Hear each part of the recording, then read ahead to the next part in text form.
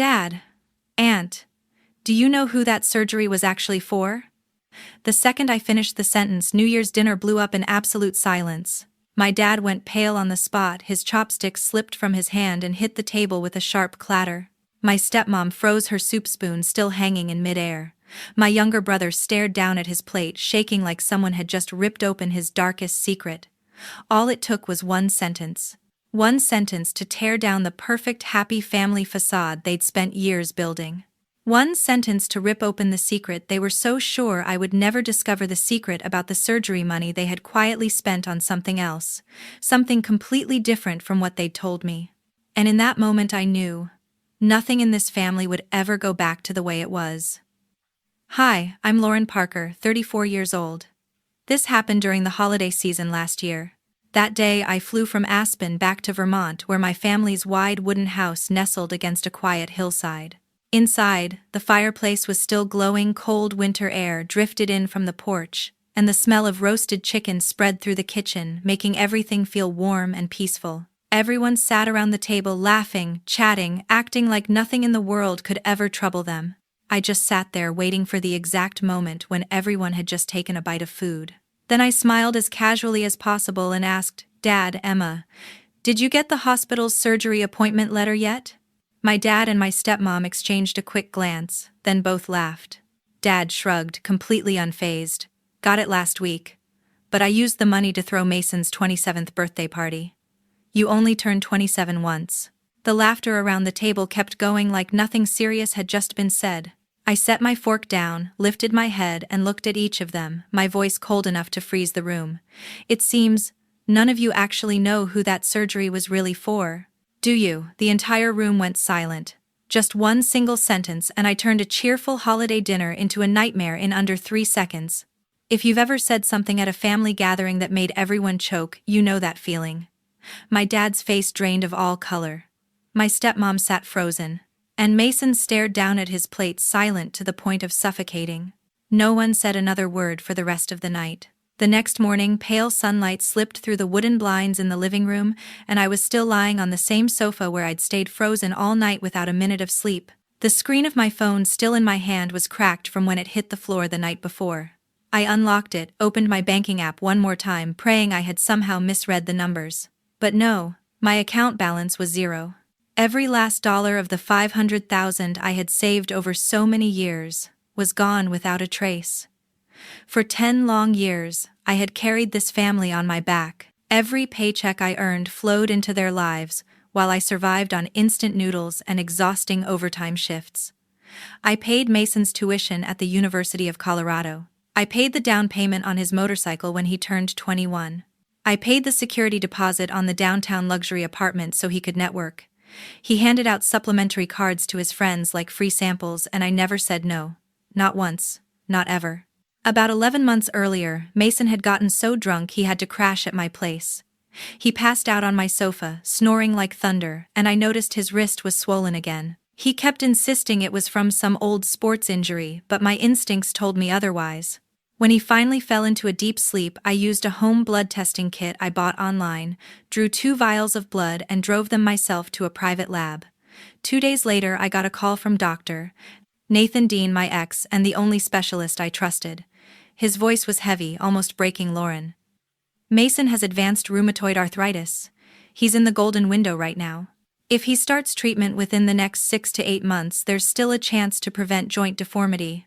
But once that window closes, it's a lifetime of disability and dependence on pain medication." I went completely numb hearing those words. I didn't tell anyone because I already knew exactly what would happen if I did. Mason would fall apart.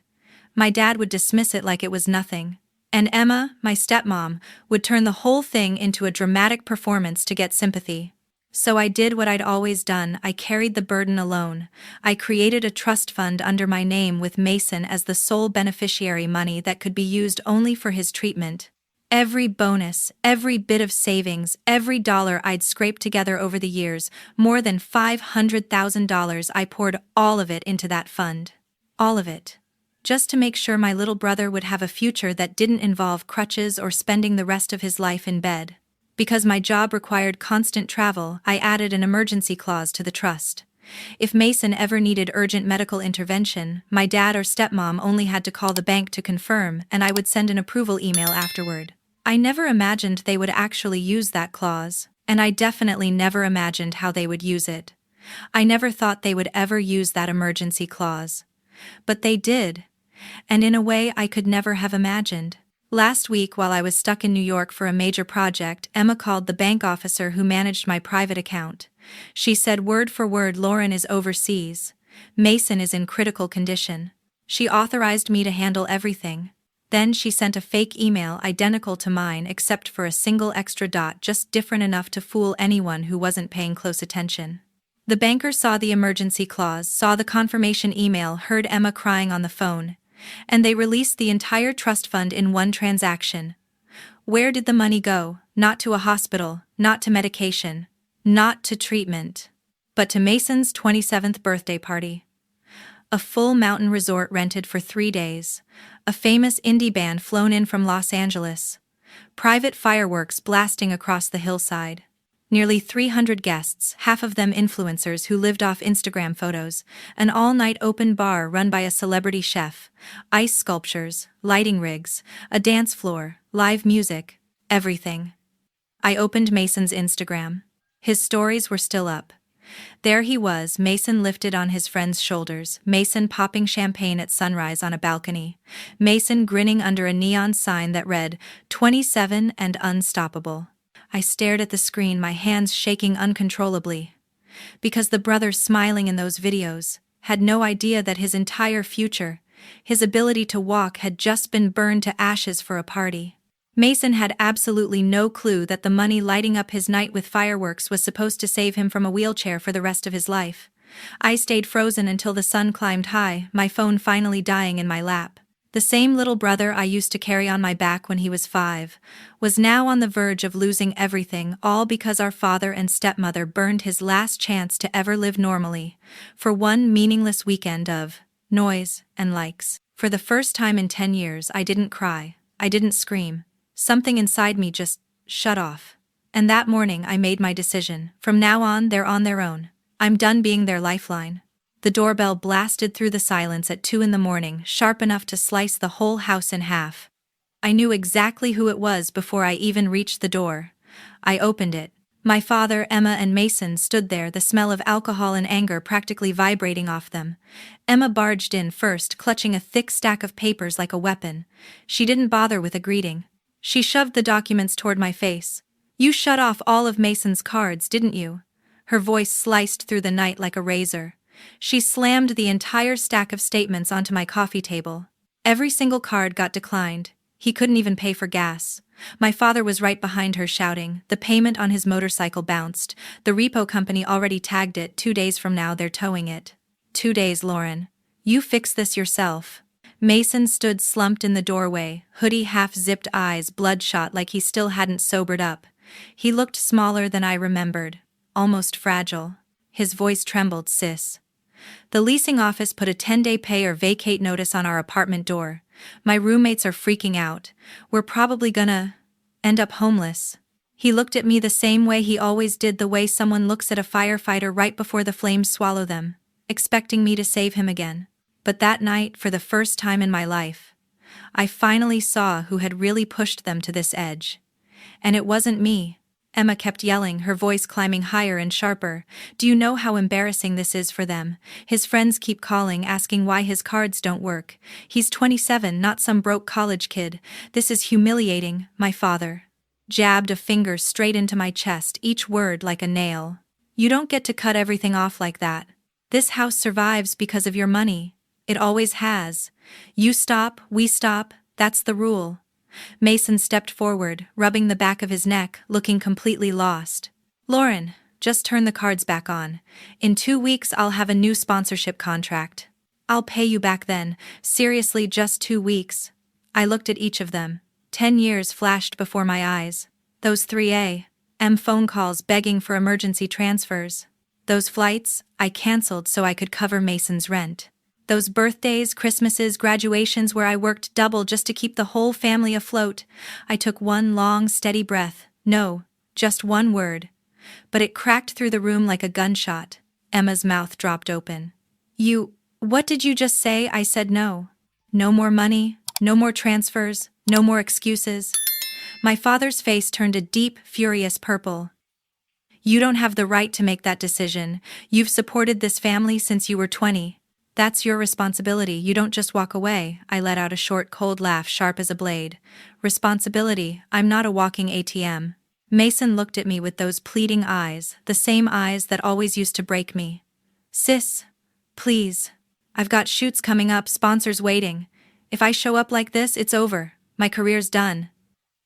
Emma snatched up the stack of papers again and fanned them out in front of my face like she was dealing cards. Look at these balances.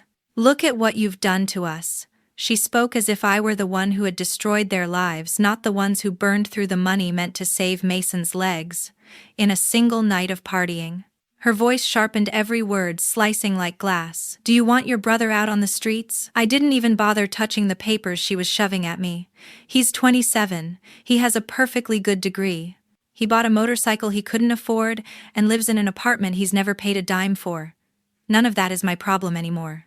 My father stepped closer, his voice dropping into that icy tone that used to terrify me when I was a child. You think this ends here? You think we'll let you destroy everything this family has built?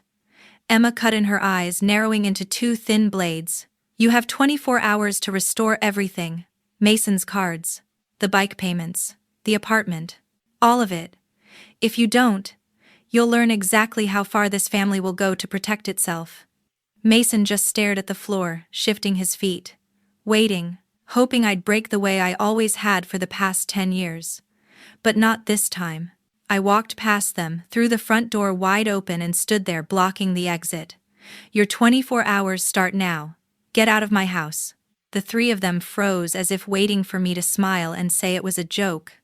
But I didn't say another word. Emma clutched the stack of papers to her chest, muttering curses under her breath as she stormed out first. My father shot me a look sharp enough to melt steel. Mason hesitated the longest, then finally lowered his head and followed them out. The door closed. I slid the deadbolt shut, then pulled the security chain across. For the first time in 10 years, the house was completely silent. I stood in the dark hallway, heart pounding, waiting for that familiar wave of guilt to hit me, the guilt that had always dragged me back into saving them.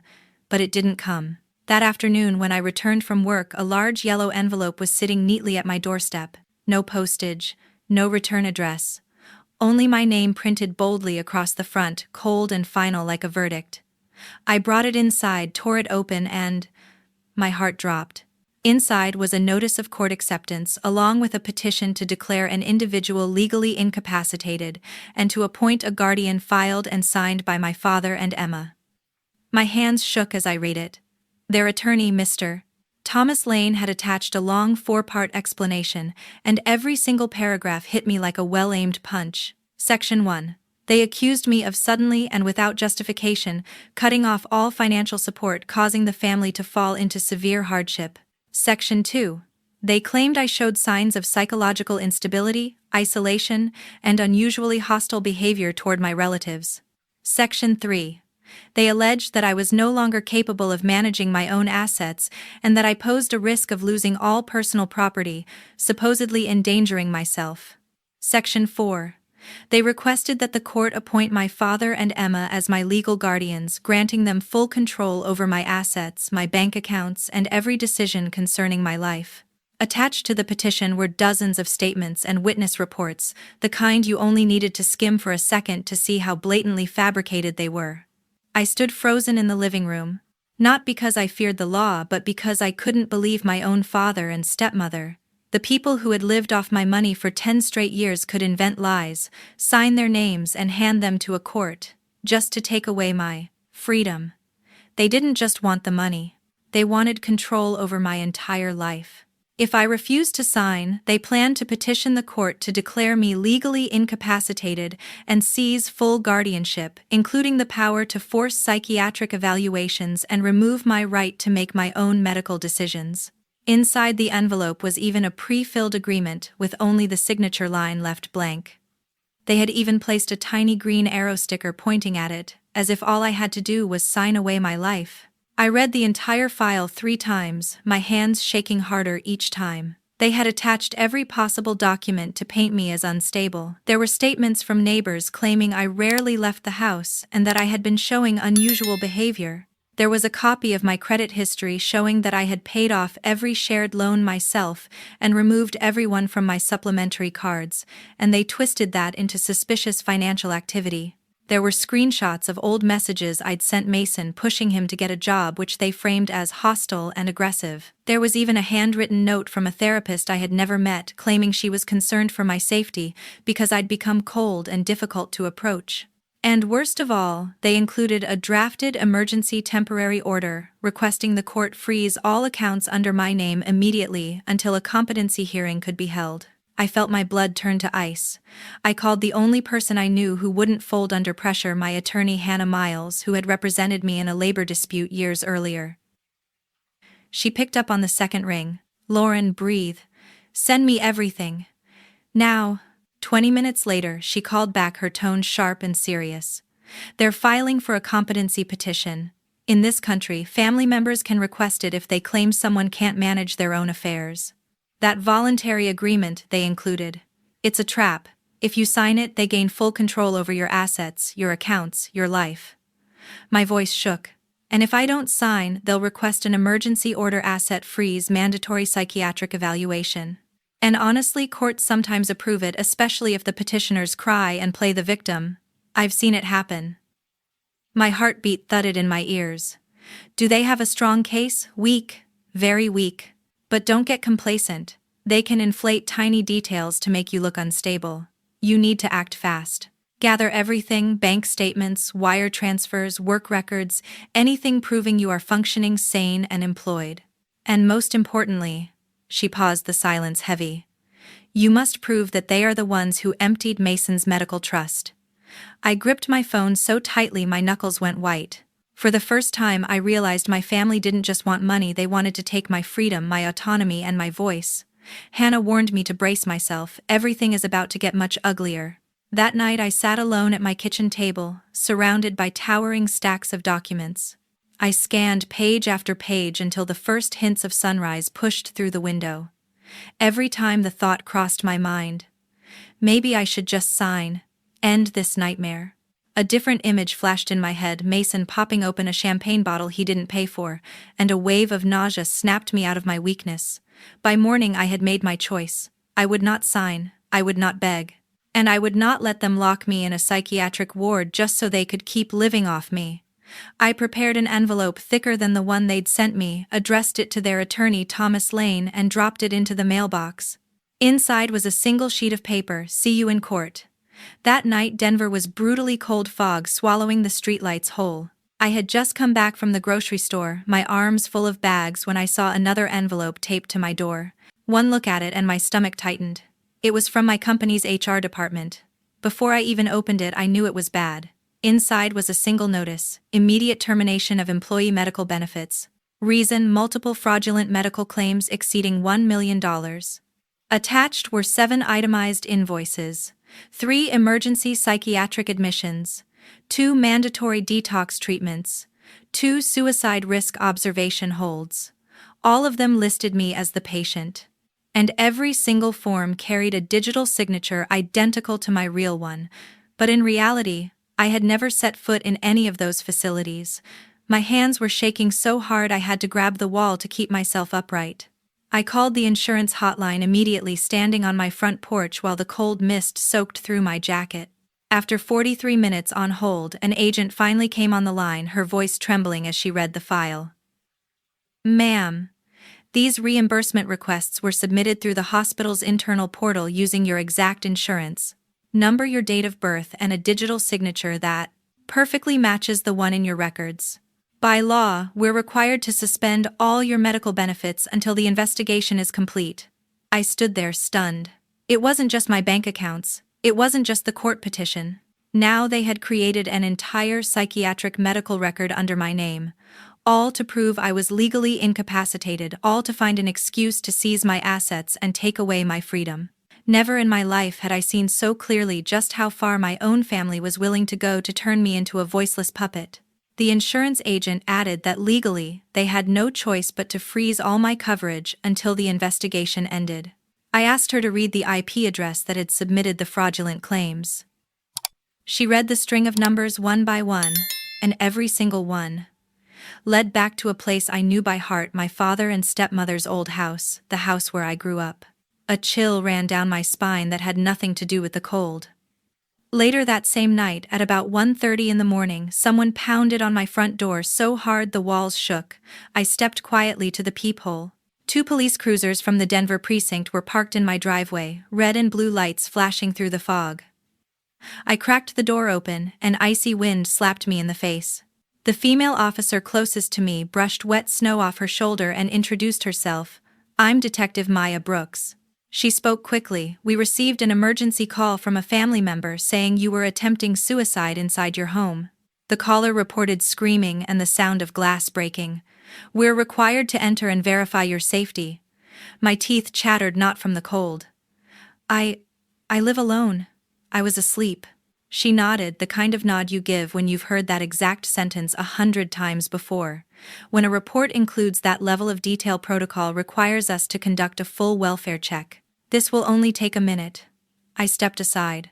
2 officers walked in their boots, leaving streaks of icy water across my hardwood floor.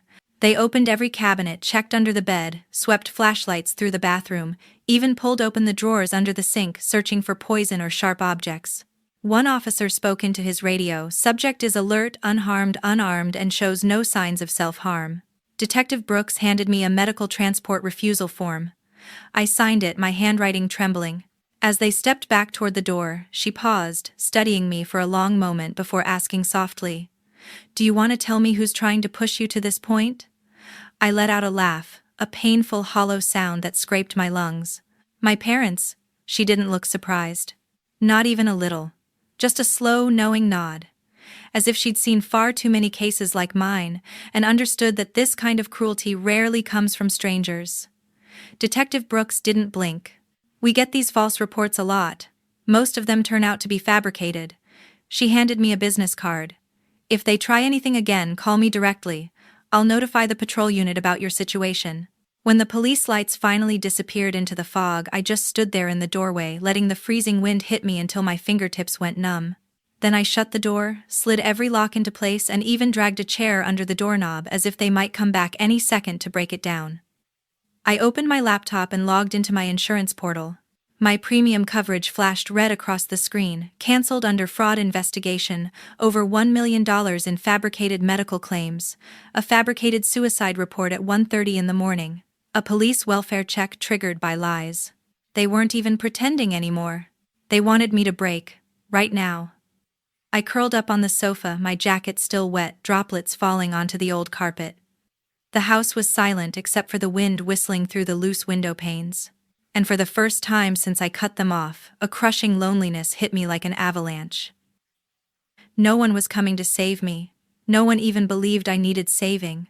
I stayed on that sofa until the sky outside turned the dull gray of dishwater. In my hand, Detective Brooks' business card was clenched so tightly it left deep marks across my palm. One warm afternoon in April, while I was pushing a grocery cart out of the supermarket, a man in a wrinkled suit stepped directly into my path. He handed me a thick white envelope stamped with the red seal of the Colorado Superior Court, the corners lifting slightly in the wind. I didn't have to open it to know what it was. A summons, a competency hearing for Lauren Parker. Hearing date, 9 o'clock in the morning, April 28th. Location, courtroom. 2 Colorado Superior Court Presiding Judge Honorable Allison Grant. As I held the envelope, my heart dropped straight to the floor. My own family dragged me into the Colorado Superior Court, claiming I was mentally incompetent, all so they could legalize taking control of my money and my life. I stood alone in my dark house, listening to the wind howl against the windows like grieving voices. No one was coming to save me. No one believed I was innocent. And just when I thought I couldn't take another blow, a worse one hit. The very next morning, I got a call from a courier saying there was a direct court delivery for me. I ran to the gate, signed for it, my heart pounding so hard it felt like it might tear out of my chest. The envelope was so thick I had to tear it open with both hands. This wasn't just another accusation. This was the kill shot. They wanted to bury me legally. I carried the heavy file back toward my car, feeling like every step sank deeper into mud. I knew then, this wasn't a family dispute anymore. This was a battle for my freedom. When I opened the packet, I understood just how far they had prepared for this. I gripped the red-sealed court document until the edges dug into my palm. It felt like the ground beneath me was sliding away piece by piece. So this was it. They had gone all the way, faking psychiatric records, creating fraudulent medical files, triggering a midnight police raid, and now dragging me into court to strip me of every legal right I had. No more ambush attacks. This was a full frontal assault meant to bring me to my knees. I sat in the driver's seat, my hands ice cold. But when the engine started, something sharp and fierce rose inside me, not fear but a clarity as sharp as a blade. If they wanted to fight dirty, then I would fight with the truth. I hit the gas and drove straight to Hannah Miles' law office. If anyone was capable of pulling me out of this nightmare, it was her. 10 minutes later, I was sitting across from her. Hannah read through the file so fast I couldn't even track her eyes as they moved down each page. Then she snapped the folder shut and looked directly at me. "Lauren, you're being played in the dirtiest case I've seen in 10 years of practice. But don't worry, I'm taking this." I almost collapsed from relief. Hannah stood, her tone firm and final. "We need to get to Colorado Springs immediately. This hearing cannot happen without you. You have 1 hour to pack, then we're flying out." I nodded without thinking. All I knew was that if I stayed in Denver one more night, my family would land another blow meant to break me. We rushed to Denver International Airport, my heart pounding like footsteps chasing right behind me. The last flight of the day had exactly 2 seats left. As the plane lifted off, I looked down at Denver fading under the orange glow of sunset. It felt like I was leaving behind an entire old life, flying straight into the battle that would decide my future. When the plane landed in Colorado Springs, heavy rain hammered the runway. Hannah opened her umbrella, cast me a small confident smile and said, "Tomorrow we fight." I gripped the handle of my bag, took a steady breath and stepped into the storm waiting for me. The wheels of the plane touched down with a soft jolt at Peterson Airfield, snapping me out of the restless daze I'd been in the entire flight. The sky over Colorado Springs was a solid sheet of gray drizzle, streaks of rain slashing across the window, like someone sketching frantically over the clouds. I stood lifting the folder Hannah told me to hold as if it were my lifeline. She walked beside me with quick, determined steps, her focus so intense that not even the rain dared touch her resolve. "From this moment on you cannot shake," Hannah whispered, the way someone speaks to a soldier right before sending them into battle. We took a taxi straight into the city center. Colorado Springs at daybreak was soaked, neon signs still dark, but the honking cars and the smell of hot street food rising from a corner stall made it feel like the whole city was waking up for a storm it didn't even know was coming from. Courtroom 2. When the courthouse appeared through the rain, stern, cold, towering like a slab of gray stone, my heartbeat thudded so loudly I could hear it in my ears. Hannah placed a steady hand on my shoulder. "Remember this, they only win if you're afraid. Stand firm and they lose." I inhaled deeply and stepped inside. The smell of damp tile and the echo of footsteps bounced through the hallway like war drums guiding me toward the courtroom. A clerk opened the door. "Guardianship petition hearing. All parties please enter." I stepped through the threshold. The hearing began. Attorney Lane rose first, his voice sweet as syrup but sharp underneath. "Your Honor, we are simply trying to save our daughter from her own deterioration." Hannah stood immediately, cutting him off before he could add another word. "Your Honor, this is not an act of care. This is a calculated scheme to seize her assets built entirely on fabricated evidence and fraud. We request the court dismiss the petition and refer the entire case for criminal investigation." Judge Grant narrowed her eyes, her gaze as sharp as a blade. "Miss Miles, I see mention of an additional witness in your filing. Call them." Hannah nodded softly, but with the force of silence that swallowed the entire room. The respondent calls, "Dr. Benjamin Hart." A side door opened. Dr. Benjamin Hart stepped in sleek black suit, crisp shirt, a thick red folder in his hand. He didn't look at me as he walked past, but just before he sat down, his eyes met mine for half a second, steady, regretful, but resolute. He raised his hand, was sworn in, then took the witness seat. Hannah began softly, too softly, the kind of soft that hides a blade. "Dr. Hart, could you tell the court what your relationship is with Mason?" He answered each word clear and controlled. I am the specialist who diagnosed Mason's condition. The entire courtroom rippled with shock. Emma lurched halfway out of her seat. Objection, that is private medical. Bang. Judge Grant's gavel cracked through the room. Overruled. Witness will continue. Dr. Hart opened the red folder. The sound of the pages turning was so sharp it made my heartbeat stutter. 11 months ago, he said calmly, I confirmed that Mason had advanced rheumatoid polyarthritis progressing rapidly. Without biological therapy within the first year, the risk of permanent disability is nearly certain. A few people behind me gasped. Dr. Hart continued, Mason's family was never informed. Because his sister Lauren handled all treatment arrangements herself. He lifted a page and projected it onto the courtroom screen. Bank statements, the treatment trust I had created, the $500,000 I had saved over 10 years. Then he turned another page, his voice steady, unwavering. This is the forged email authorizing the withdrawal. This is the transaction emptying the entire medical trust. He turned again. This is the invoice for the luxury villa rental. This is the fireworks receipt. And this is the list of paid performers, mostly TikTok influencers. The courtroom erupted. Everything my father and Emma had tried to hide was being peeled back layer by layer, exposed under the brightest possible light.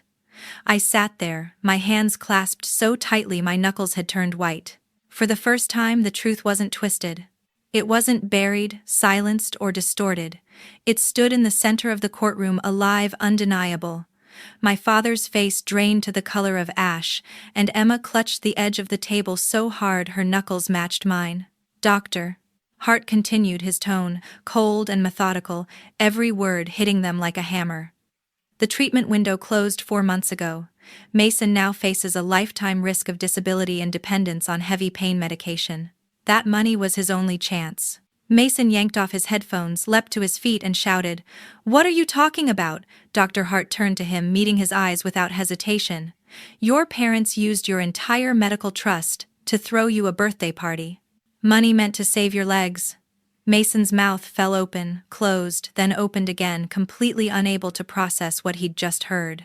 He turned to Emma, his face as pale as bone. Mom. But Emma only stared down at the table, unable to meet her son's eyes for even a second. Attorney Miles stepped forward and placed 2 thick binders in front of Judge Grant. 11 witness statements submitted by my father's side and 3 retractions where the same witnesses admitted they had been paid 12 million dong each to sign lies. Attorney Lane shot up, desperate. Your Honor. Bang. The gavel cracked through the room. Judge Grant didn't even look at him. Silence. I am reading. The air thickened. Rain hammered the courthouse roof like a war drum. She turned each page slowly, deliberately, every sentence, every stamp, every signature. The tension was so dense no one dared breathe. 8 minutes passed, 8 minutes that felt like a verdict suspended above all our heads. Judge Grant lifted her head, eyes sharp as steel. Her voice rang through the courtroom, each word landing with the force of a hammer, so strong the entire room fell still. After reviewing all presented evidence, this court finds no basis to conclude that the respondent lacks legal capacity. The guardianship petition filed by Mr. Andrew Parker and Mrs. Emma Parker is wholly unfounded, submitted with malicious intent and supported by organized falsification. It was as if my father had been slapped across the face. Emma clutched the edge of the table to keep from collapsing. But the judge wasn't finished. Her tone grew colder, more final. The court hereby dismisses the petition in its entirety. Furthermore, Mr. Parker and Mrs. Parker are ordered to pay all court fees and fully reimburse the respondent's legal expenses. She paused, exactly 1 beat of silence. The kind of silence that presses the air out of the room. Outside, rain slammed against the windows like it was urging the next blow to fall. And then Judge Grant delivered it, each syllable dropping like a verdict carved in stone. Additionally, all case materials are to be forwarded to the Colorado State Bureau of Investigation for review of potential charges, including fraudulent acquisition of assets, forgery, and coordinated perjury. No one moved. No shouts. No excuses. The room exploded into horrified whispers, and my father and Emma went rigid, stone still, realizing everything they had built to destroy me had collapsed right in front of them. And this time, it wouldn't be me knocking on their door. It would be law enforcement. Mason sank into his chair, burying his head in his hands, whispering something no one could hear. Is this my fault? No, it wasn't. But at last, the truth had landed where it needed to. A court officer stepped in just as the final strike of the gavel echoed. Judge Grant looked squarely at my father and Emma, her final words closing the door on their scheme forever. This hearing is concluded. Officers escort the petitioners out of the courtroom. My father staggered to his feet, his legs trembling so violently he could barely stand. Emma burst into sobs, covering her face, her composure shattered. As for Mason, he sat frozen, staring at the screen where the fireworks invoice still glowed, the party that had stolen the future of his own legs. Dr. Benjamin Hart stepped down from the witness stand, and before leaving he gave me a small nod, quiet, steady, apologetic but ready. Somehow, that tiny gesture was enough to keep me standing after everything that had just happened. I stayed in my seat as the courtroom emptied. Rain slammed against the windows like it was trying to break through the walls. Only then did I finally feel my breath return deep and full, like I hadn't taken a real one in years. They had lost. And for the first time I felt like I could truly breathe. Mason's first wave of pain hit in June. By August he couldn't hold a cup of coffee. By October he needed a walker. In just 4 months his doctors moved him from mild painkillers to the strongest medication allowed, fentanyl, something normally reserved for patients on the verge of permanent disability. At 28, Mason was officially approved for disability benefits. That tiny monthly check became his entire income, aside from the occasional odd job he tried to complete before his hands locked up completely. My father and Emma lasted exactly 91 days after the verdict. Court fees and the attorney payments they were required to cover totaled more than 3 billion dong, an amount they never had. They sold everything they could, but it wasn't enough. And so just last week, right before the new year, the wooden house I grew up in was seized by the bank. I watched them load their last boxes into a rented truck, and all I felt was nothing. No anger, no pity, no hatred, just a hollow space where all those feelings used to live. They left me dozens of voicemails, long and desperate, but I didn't listen to a single one. In January I listed my house in Denver. It sold in 6 days to a young couple who wanted a mountain retreat. I used the money to wipe out the final student loan of my life. Then I closed every joint account, removed my name from anything tied to my old family, and severed every last thread that bound me to them. Finally I bought a one-way ticket, no return date, no forwarding address. No more chains. And as the plane lifted off the runway, leaving behind the mountains, the courthouse, the funerals of relationships I once tried so hard to save, I understood something with a clarity sharper than any pain I'd ever felt. Freedom isn't the cloud, absence of responsibility. Freedom is choosing which responsibilities don't get to own you anymore. For the first time, I wasn't afraid. I wasn't someone's provider, someone's lifeline, someone's walking wallet. I was just me, whole, untethered, breathing. And sometimes that alone is a miracle. Colorado, the place I once believed I'd be trapped in forever, grew smaller and smaller beneath the plane's wing. I moved to a new city, started a new job, rented a tiny apartment, and even changed my phone number. At that new job, I began introducing myself by my middle name, Lan, as if to remind myself every day that I had stepped into a different life, a life no one else controlled, a life no longer bound by fear, and most importantly, a life that finally belonged to me. The day I finalized the sale of my house fell right on the first warm spell of March. I drove up to the mountains one last time, rolled the windows down, and let the wind carry away the memories I no longer needed. The hills looked exactly the same, mist stretching across the valley, cherry blossoms just beginning to open. I turned onto the gravel road leading to the house I grew up in. The mailbox had been replaced. The wooden porch swing was gone. Someone had repainted the front door, a bright sea green covering the old forest green paint that had peeled in long strips for years. I walked inside, moving slowly through each room like flipping through pages of an old diary. My childhood bedroom was staged with generic wall art and a bed that wasn't mine. I placed the keys on the kitchen counter beside the final set of closing documents, then locked the door behind me, no looking back, no hesitation. Standing on the front porch, I looked out one last time at the mountains that had raised me. Somewhere in that valley, Mason was probably struggling through another day, carrying pain he never deserved. Somewhere else in town, my father and Emma were learning how to survive without someone to cling to. And strangely, I didn't feel happy. I didn't feel victorious. I didn't even feel guilty. I just felt done. I got into my car, lowered the window all the way, and let the mountain wind hit my face one last time. Then I drove east, watching the peaks shrink in the rearview mirror until they disappeared completely, like a chapter that had finally irrevocably closed. And here's what I understand now. What I wish someone had told me when I was 24, carrying everyone else's world on my shoulders. Family is not a blank check.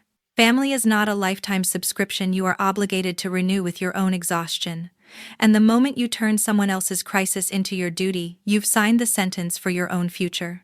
If you're breaking your back, paying the light bills, the rent, the life expenses of people who don't appreciate you, remember this. You were not born to raise children who aren't yours. You are not responsible for keeping the lights on for people who would watch your house go dark without blinking. You have the right to stop. You have the right to walk away. You have the right to choose yourself without becoming the villain in anyone else's story. Because the people who truly love you would never let things get this far. That house now belongs to someone else. Those mountains are now the backdrop to another family's life. And me? I've never slept as peacefully as I do now. At 34, I finally understand freedom isn't the absence of attachments. Freedom is the courage to cut loose the ones that are slowly killing you. When the plane landed, I stepped onto the runway, feeling like someone entirely new. No more weight on my shoulders, no more fear in my chest, no one standing behind me waiting to drain me dry. Just me, on my own, but at peace. And sometimes that alone is a miracle.